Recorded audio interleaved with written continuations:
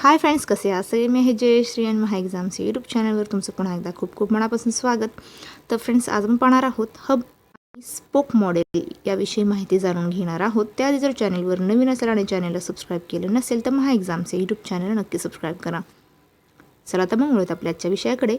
तर विषय आहे हब आणि स्पोक मॉडेल. काय आहे ते पाहूया. हे एक वितरण आणि वाहतूक व्यवस्थापन मॉडेल आहे. यामध्ये एक मध्यवर्ती केंद्राचा वापर करून सर्व मार्ग जोडले जातात. तर हे मॉडेल कसे काम करते?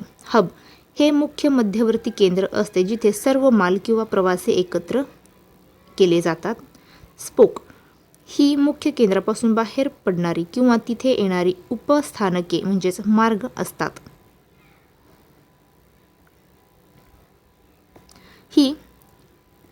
सर्व साहित्यांची वाहतूक थेट एका ठिकाणाहून दुसऱ्या ठिकाणी न होता आधी हबवर येते आणि तेथून पुढे स्पोककडे पाठवली जाते. याचे मुख्य फायदे काय आहेत ते पाहूया. खर्चात बचत. प्रत्येक शहरासाठी स्वतंत्र गाड्या किंवा विमाने सोडण्याची गरज पडत नाही. कार्यक्षमता. माल गोळा करणे, त्यांची वर्गीकरण करणे आणि पुढे पाठवणे सोपे होते. मोठे नेटवर्क. कमी संसाधनांमध्ये जास्त शहरांपर्यंत सेवा पोहोचवता येते. पुढे पाहूया वापराची क्षेत्रे.